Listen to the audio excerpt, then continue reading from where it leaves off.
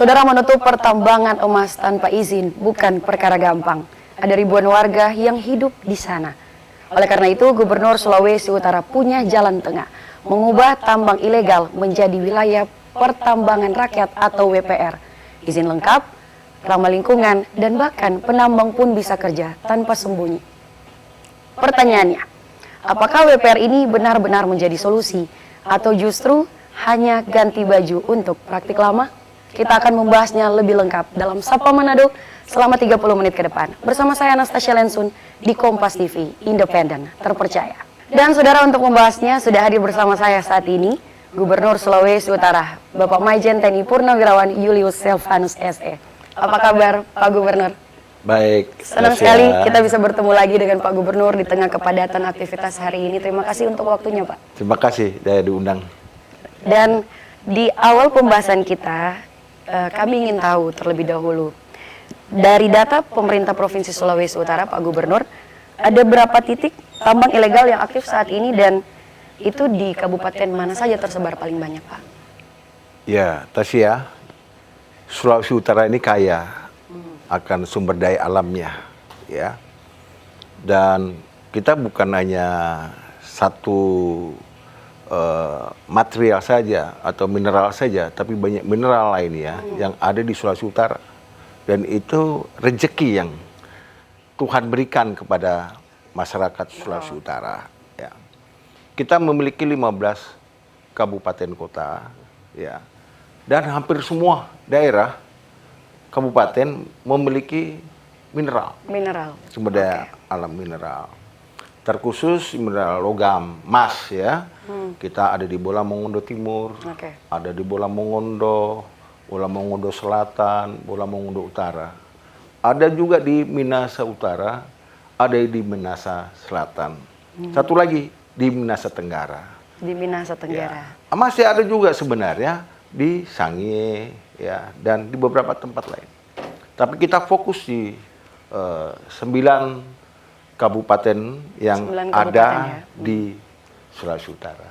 Berarti dari 15 kabupaten kota di Sulawesi Utara, sebetulnya lebih dari 50% wilayah itu ada tersebar penambang, ya. Betul, begitu, ya. Iya. Nah, dari pemetaan ini, apa alasan utama sebenarnya dari Pak Gubernur sendiri bersama dengan tentunya pemerintah Provinsi Sulawesi Utara untuk mendorong legalisasi lewat WPR? Apakah ini murni karena pertumbuhan ekonomi atau ada faktor sosial di baliknya? Ya, begini Tasya. Jadi kalau kita berangkat landasan hukum kita, ya, dari landasan hukum kita Undang-Undang Nomor 4 Tahun 2009 tentang Minerba, ya, kemudian ada perubahan Undang-Undang Nomor 3 Tahun 2020 tentang Minerba, dan turunannya adalah PP, Peraturan Pemerintah Nomor 39 Tahun 2025 tentang Minerba, dan terakhir ada Permen, ya, ini dia Peraturan Menteri Nomor 18 Tahun 2025 tentang Minerba. Dan di dalamnya salah satunya yang mengisi tentang WPR. Nah, kita bersyukur, ya, kita mendapatkan Kepmen nomor 70, ya, nomor 70 tentang WPR. 63 blok. Ya, 63 blok. Kita sudah ada permennya itu di situ, Kepmennya. Ya. Kita bersyukur karena Sulawesi Utara sudah mendapatkan 63 blok. Satu blok rata-rata 100 hektar. Jadi kalau kita kalikan, kurang lebih 6.300 hektar, ya, yang tersebar di beberapa kabupaten yang saat ini dalam proses, ya, FS-nya dari tim geologi Kementerian ESDM Republik Indonesia. Dan tentunya Tasya turun ke bawah, ya, supaya penambang-penambang kita ini juga wajib pajak, ya kan, dia harus juga menyumbang dong, ya. Maka ada IPRA itu diwadahi di Perda, ya, Perda nomor 1 2024 di Provinsi Sulawesi Utara. Nah, saat ini kita lagi godok untuk menerbitkan peraturan gubernur Oke. Ya, saat ini masuk ke tahap harmonisasi. Mudah-mudahan di tahap ini nanti ini cukup alot ini karena kita melibatkan semua stakeholder terkait ya, sehingga saya tidak mau salah, peraturan gubernur ini betul-betul bisa diaplikasikan oleh para penambang-penambang kita nanti ke depan ya. Ada kewajiban juga ya, ada haknya juga gitu.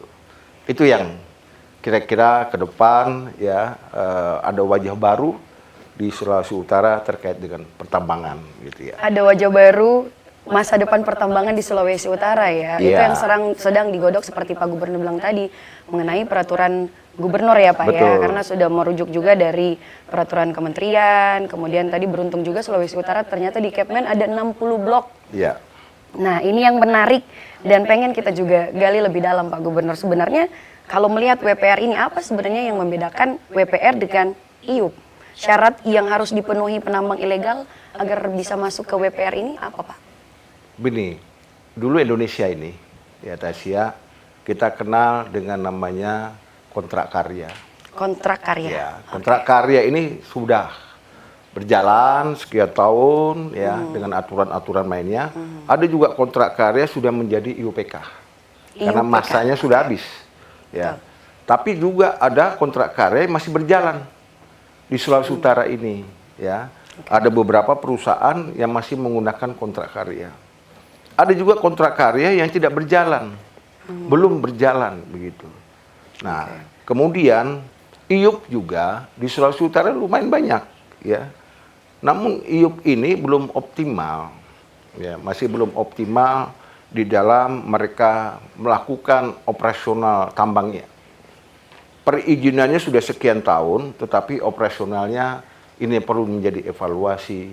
Karena ada di peraturan di PP ya 39 2025 di situ yang menyatakan bahwa 2 tahun dia tidak melakukan pekerjaan pertambangannya, maka akan menjadi evaluasi dan kemungkinannya akan ditarik di situ. Oke, baik. Ya. Nah, seiring dengan itu ya, kita ada namanya penambang rakyat. Oke. Kalau orang bilang peti, penambangan tanpa izin. Dan ini dari zaman Belanda dulu, ya, dari zaman Belanda hingga kini itu ada itu. Ya.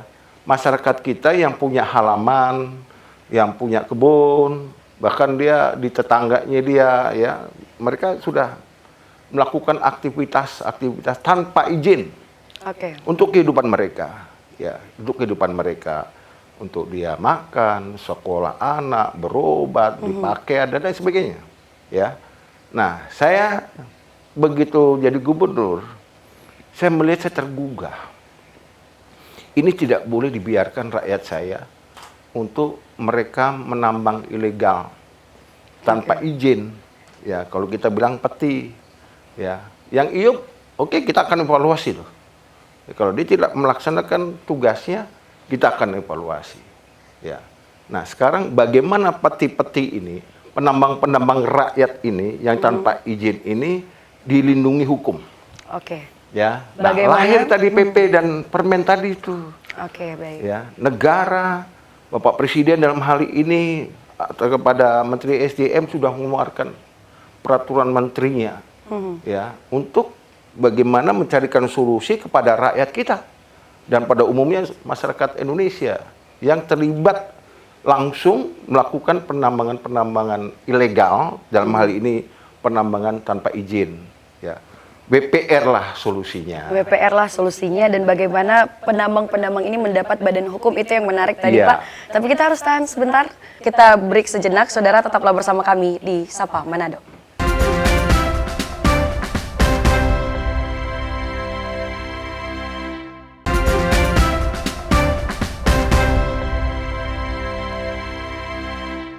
Terima kasih Anda masih bersama kami di Sapa Manado, Saudara. Saya masih bersama dengan Gubernur Sulawesi Utara, Bapak Maijen TNI Purnawirawan Julius Silvanus SE.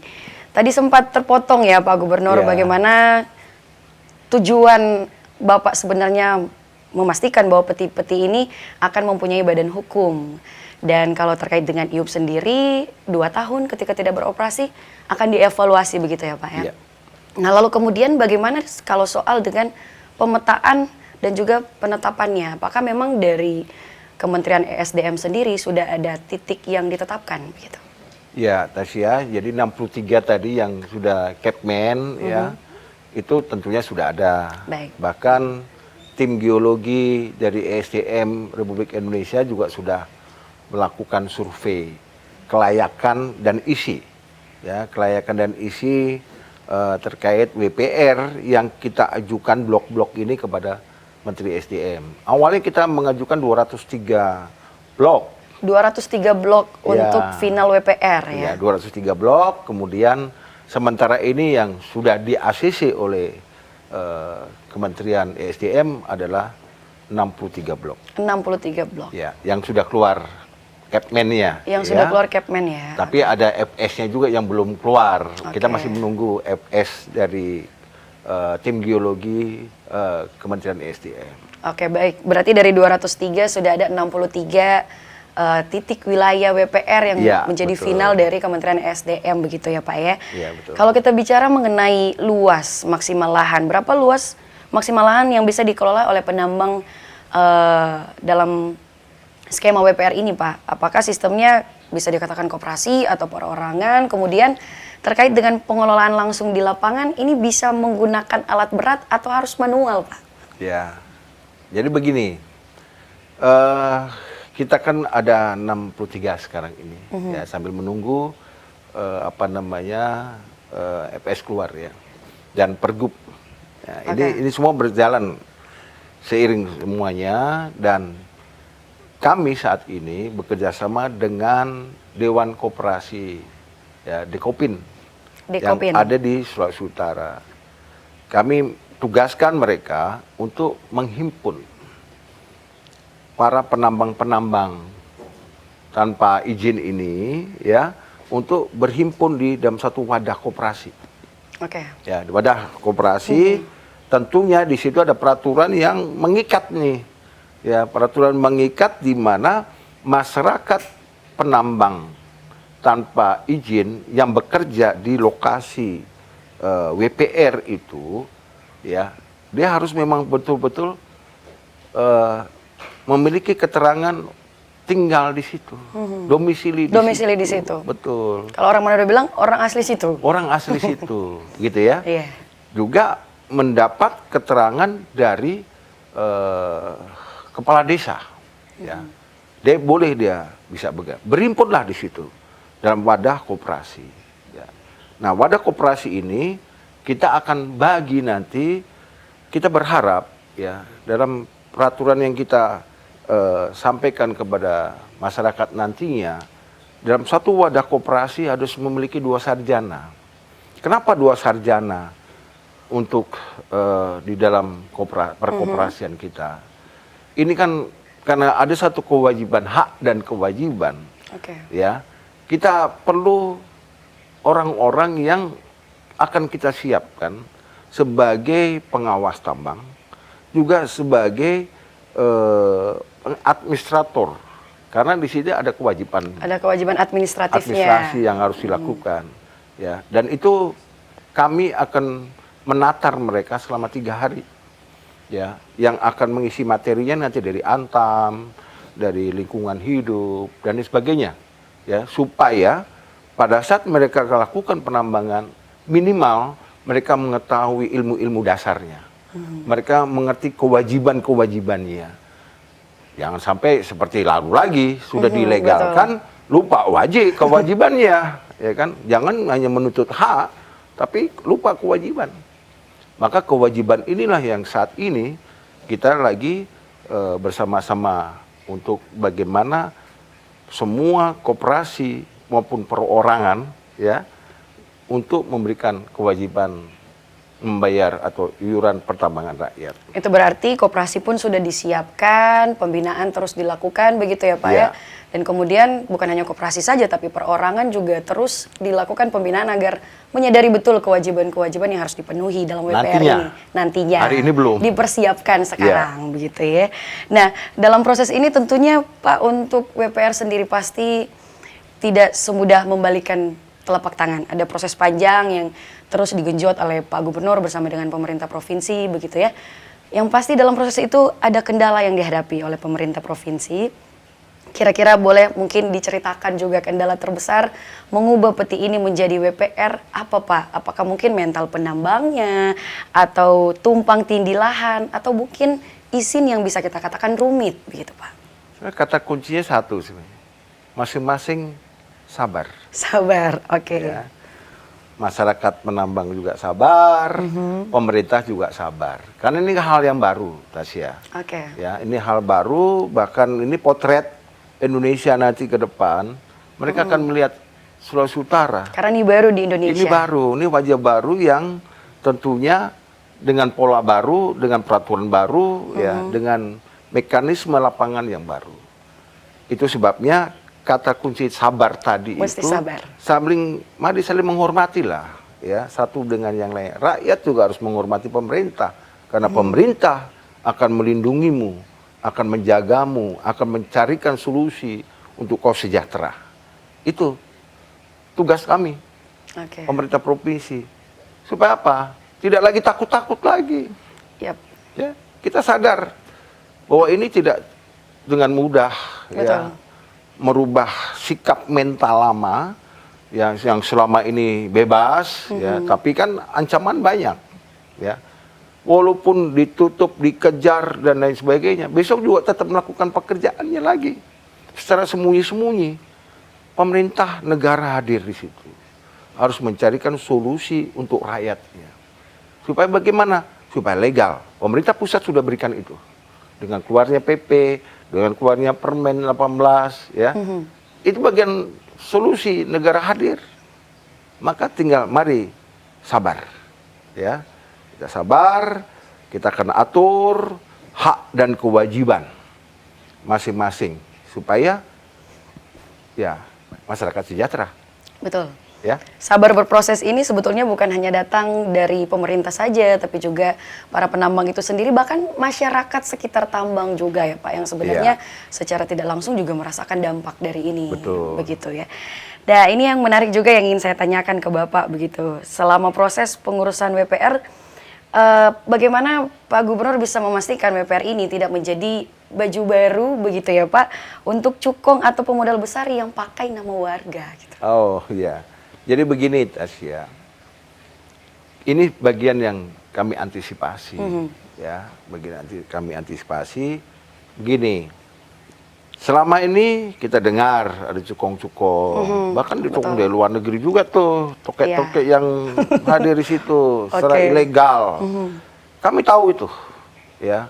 Maka aparat hukum pun melakukan tindakan-tindakan, termasuk imigrasi, melakukan tindakan-tindakan untuk tidak terjadi itu. Tapi hari ini ditangkap, besok belum tentu ketangkap, lari dia. Jadi ini jagoan kita.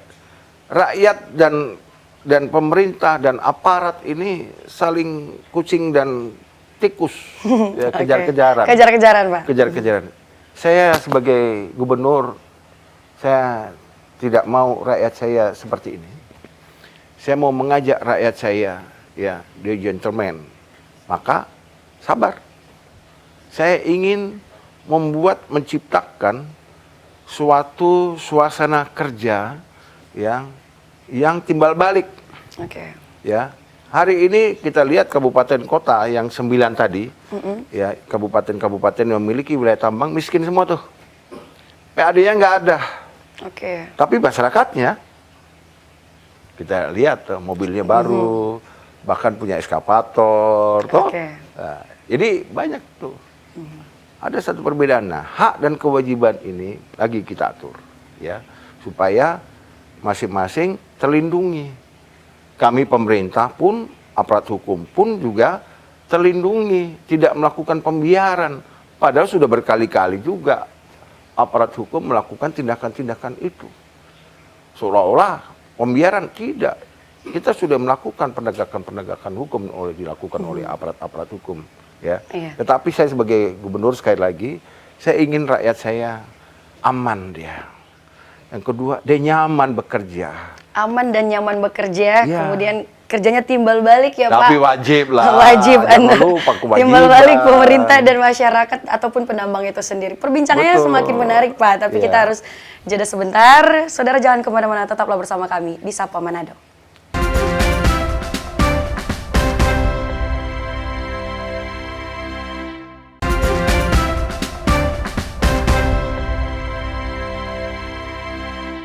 Saya Anastasia Lensun masih menemani Anda di Sapa Manado, Saudara, dan masih bersama dengan Gubernur Sulawesi Utara.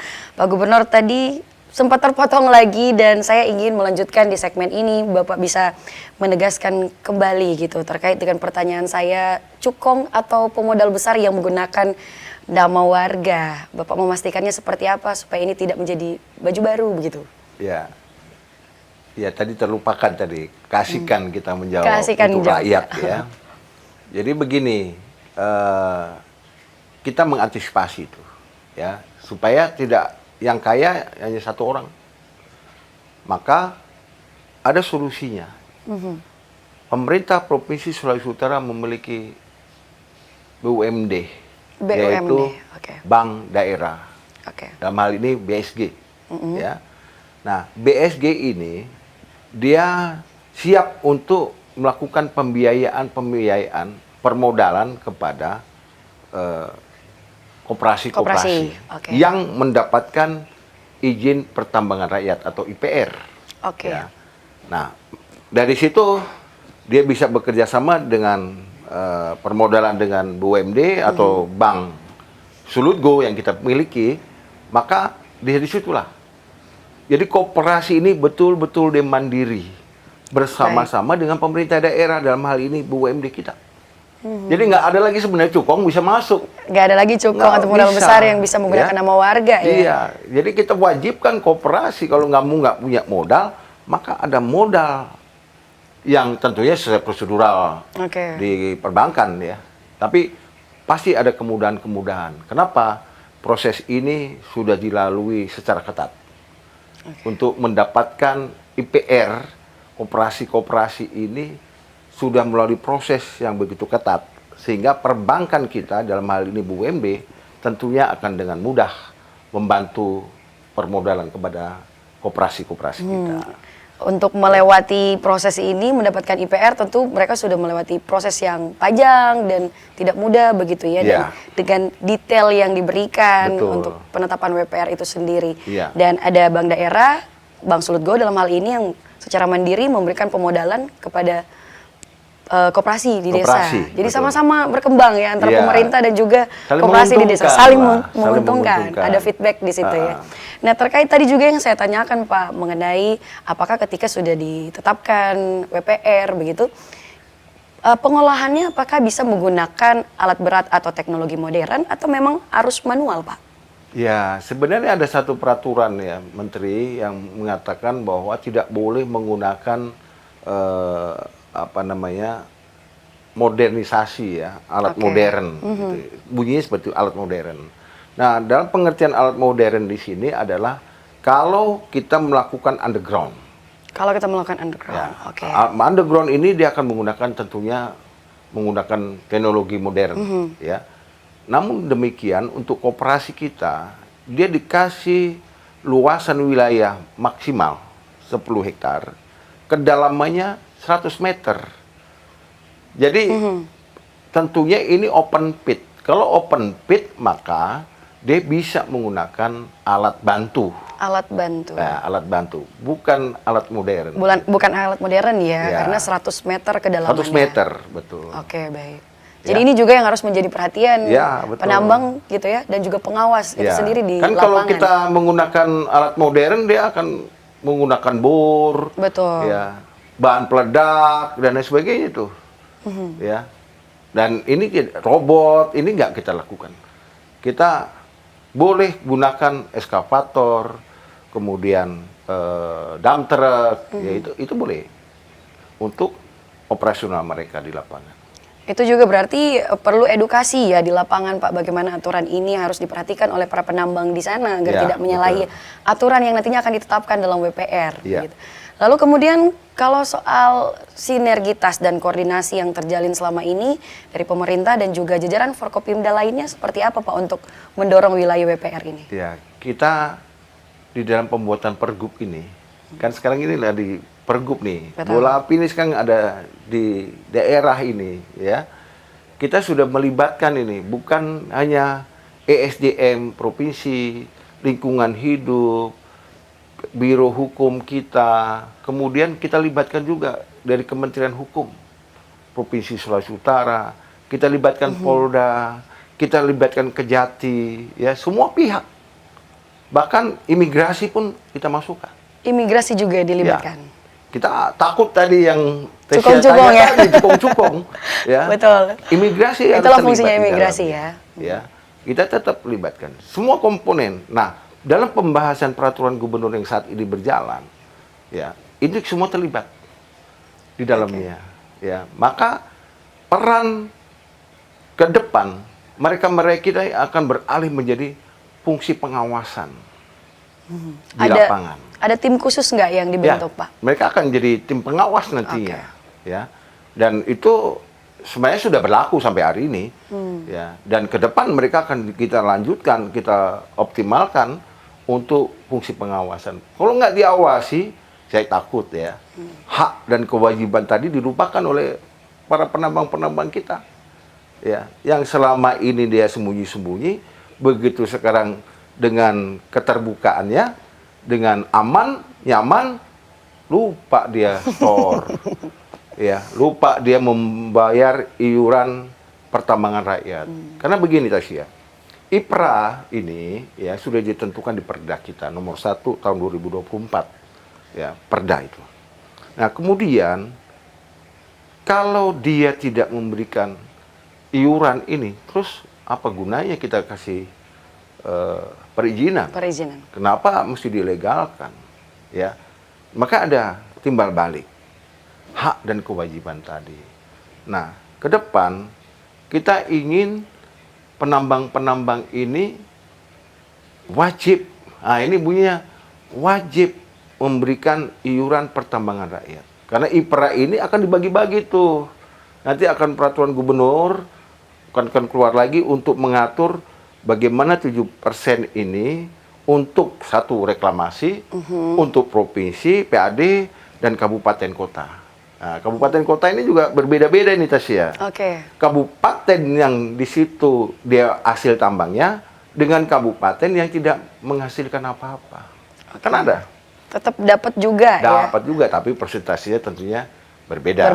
Tapi nanti itu di peraturan gubernur yang akan datang. Tapi tetap dampak positifnya juga dirasakan oleh daerah-daerah yang sebenarnya tidak punya wilayah pertambangan. Betul, ya Pak? itulah berkeadilan kita. Nah itulah kenapa penambang ini sebenarnya diwajibkan tadi digarisbawahi oleh Pak Gubernur tadi, karena kembali lagi sebetulnya itu juga akan kembali kepada masyarakat ya. Seperti itu. Begini, saya tambahkan sedikit lagi.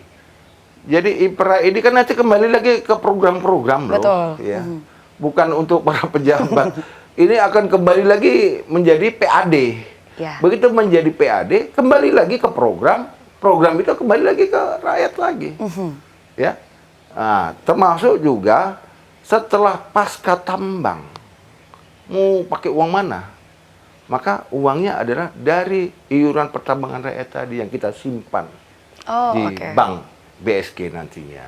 Untuk gitu. pasca tambang berarti juga diambil dari iuran itu yang disimpan di bank daerah begitu ya? Pada saatnya nanti selesai, maka uang ini akan kita ambil untuk pasca tambang. Baik, dan kalau berbicara WPR, apakah bisa dipastikan mungkin kalau kita lihat sekarang ini sangat pro kepada penambang, kepada masyarakat begitu ya?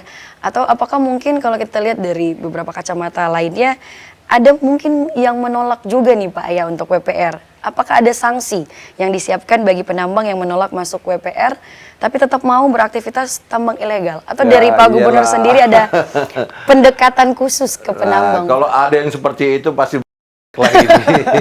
Ya, negara, pemerintah sudah memberikan yang terbaik buat rakyatnya kok, iya kan? Maka APH akan melakukan tindakan bila mereka melanggar, gitu, ya. Karena ada pengawas-pengawas yang mereka akan kontrol lapangan langsung. Bagi mereka yang keluar dan melakukan tindakan-tindakan tanpa seizin proses perizinan mereka, ya akan dilakukan penindakan oleh APH. Akan dilakukan penindakan oleh Ya. APH ya. Saya nggak toleransi lagi kalau itu. Ya mohon maaf ya, nggak ada lagi maaf bagimu tuh. Tidak ada maaf bagimu, melakukan tidak ada begitu. toleransi lagi ya. Waktunya mari kita berbuat ya yang sesuai aturan. Betul, sesuai Karena dengan negara, aturan. pemerintah dalam hal ini sudah memberikan solusi untuk rakyat. Sudah memberikan solusi untuk rakyat. Namun jika semua peti ini berhasil jadi WPR, Pak, berapa potensi PAD Sulawesi Utara dari sektor ini? Saya kalau kehitung ya, ini gila loh. Ya. Kalau satu hari saja, itu 50 kilo. Satu hari. Ini dari 9 kabupaten, ya. Kita dapat 7%-nya saja. Dapat 7%. Kan 7%.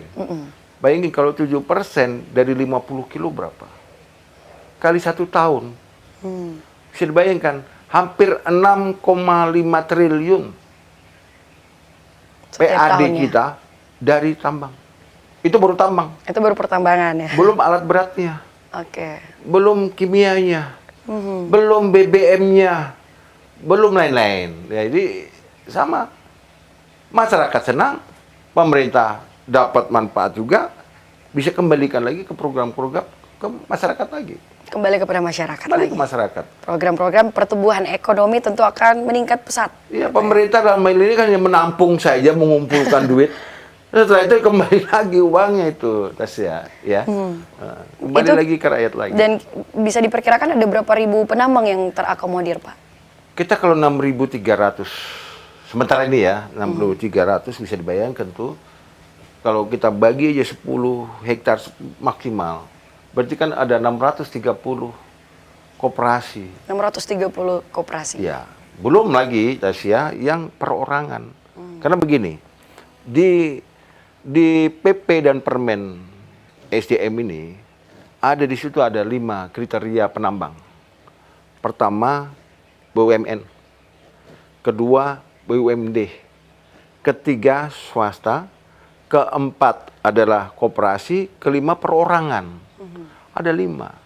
Nah, perorangan ini dia punya lahan masing-masing yang ada di wilayah pertambangan, yang ada di wilayah RT RW pertambangan. Ya, jadi dalam situ, maka perorangan ini boleh mengajukan IPR hanya 5 hektar maksimal. Bayangin kalau 630 koperasi plus perorangan, maka kurang lebih 1000-an yang ada di 9 kabupaten atau di wilayah pertambangan yang ada ini. Luar biasa, ini benar-benar menjadi wajah baru yang sebetulnya belum ada di Indonesia, tapi di Sulawesi Utara pertama kali dan sangat menguntungkan sebetulnya untuk masyarakat, Iya. terlebih khusus untuk pertumbuhan ekonomi. Di mana yang kita tahu seperti yang Pak Gubernur bilang tadi, Sulawesi Utara ini kaya akan hasil tambangnya begitu ya Pak. Iya. Terakhir saya ingin menanyakan juga terkait dengan harapan dari Pak Gubernur sendiri bersama dengan pemerintah Provinsi Sulawesi Utara ke depannya dengan adanya WPR ini seperti apa Pak? Ya, terima kasih Tasya, terima kasih Kompas TV dan masyarakat Sulawesi Utara yang saya kasihi. Saya gubernurmu memikirkan nasibmu. Saya dan wakil gubernur dan seluruh perangkat daerah ingin mensejahterakan masyarakat Sulawesi Utara. WPR ini adalah salah satu solusi, masih banyak solusi lain ya, akan kami optimalkan untuk menjadi PAD dan itu kembali lagi kepada masyarakat.